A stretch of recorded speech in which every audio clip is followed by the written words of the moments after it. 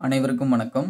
இந்த வீடியோவில் group 1 preliminary test batch 2025 இதோடைய வேர் டு ஸ்டடி தான் பார்க்க போகிறோம். நம்ம எக்ஸாமினேஷனில் ஆல்ரெடி குரூப் 1 மெயின்ஸ் டெஸ்ட் பேட்சும் போயிட்டுருக்கு. இது ப்ரிலிமினரி டெஸ்ட் பேட்சுக்கான டீட்டெயில்ஸ் சொல்லிடுறோம்.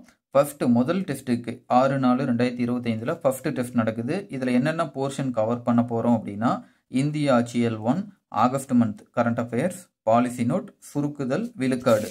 இங்கிலீஷ் மீடியத்தில் Indian polity 1, August month current affairs, policy note, simplification and percentage. So இதெல்லாம் எங்கேருந்து படிக்கணும் அப்படிங்கிறத பார்ப்போம். முதல்ல பாலிசி நோட், சரிங்களா? முதல்ல பாலிசி நோட்டில் ஸ்கூல் எஜுகேஷன் டிபார்ட்மெண்ட்டில் யூனிட் 1 to 4 வந்து நீங்கள் வந்து படிக்க போகிறீங்க. இதோடைய பிடிஎஃப் வந்து உங்களுக்கு குரூப்பில் ஆல்ரெடி அனுப்பிட்டோம். ஸோ அதை ரெஃபர் பண்ணிக்காங்க. ஆகஸ்ட் மந்தோடைய கரண்ட் அஃபேர்ஸை பொறுத்த வரைக்கும் உங்களுக்கு தமிழரசு மேகசின் தமிழ்நாடு ரிலவெண்ட்டாக இருக்கிறதுல அந்த பிடிஎஃப் வந்து அனுப்பியிருப்போம். அதையும் நீங்கள் ரெஃபர் பண்ணிக்காங்க. இந்தியன் பாலிட்டியை பொறுத்த வரைக்கும் கான்ஸ்டியூஷன் ஆஃப் இந்தியாவிலேருந்து ஸ்டேட் லெஜிஸ்லேச்சர் வரைக்கும் வந்து நீங்கள் கவர் பண்ணுற மாதிரி இருக்கும். இது எல்லாமே ஸ்கூல் புக்லேயே மேக்ஸிமம் எல்லாமே கவர் ஆயிடுது. நீங்கள் 6th ஸ்டாண்டர்ட் புக் எடுத்துட்டீங்க அப்படின்னா தி கான்ஸ்டியூஷன் ஆஃப் இந்தியா, இந்திய அரசியலமைப்பு அப்படின்னு இருக்கும். 8th ஸ்டாண்டர்டில் how the state government works, citizen and citizenship அது இருக்கும். 9th ஸ்டாண்டர்ட் எடுத்துட்டீங்க அப்படின்னா ஹியூமன் ரைட்ஸ், மனித உரிமைகள் இருக்கும். 10th ஸ்டாண்டர்டில் unit 1 Indian constitution, unit 2 central government, அடுத்ததாக யூனிட் 3 ஸ்டேட் கவர்மெண்ட். இதை வந்து நீங்கள் கவர் பண்ணிக்கணும். அடுத்ததாக 11th புக்கில் unit 3 unit 4 basic concept of political science அது இருக்கும்.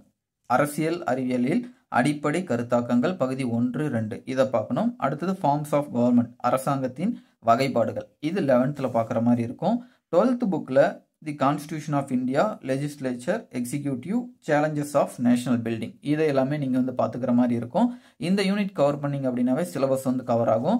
இதை தாண்டி நீங்கள் ரெஃபரன்ஸ் ஸ்கூல் புக்கில் மேக்ஸிமம் இதுவே போதும். பட் எக்ஸ்ட்ரா ரெஃபரன்ஸுங்கிறதும் கம்பல்சரி தேவை. அதில் இங்கிலீஷ் மீடியத்தில் லக்ஷ்மிகாந்த் புக்கை பொறுத்த வரைக்கும் உங்கள்கிட்ட ஓல்டு எடிஷன் இருந்தாலும் பிரச்சனை இல்லை. 7th எடிஷன் புக் இருந்துச்சு அப்படின்னாலும் நீங்கள் இண்டெக்ஸை எடுத்து பார்த்தீங்க அப்படின்னாவே அவங்க கிளியராக டீட்டெயிலாக 1 by 1 என்ன நம்ம சிலபஸில் இருக்கோ அதை அப்படியே கொடுத்துருப்பாங்க.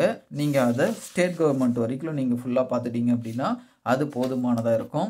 இன்கேஸ் நீங்கள் தமிழ் மீடியமாக இருக்கீங்க அப்படின்னா தமிழ் மீடியத்துக்கு இந்திய அரசியலமைப்பு இது முன்னாடி எடிஷன் இருந்தாலும் பிரச்சனை இல்லை, பிரகதீஷ் பப்ளிகேஷனுடைய புக்கு தான்.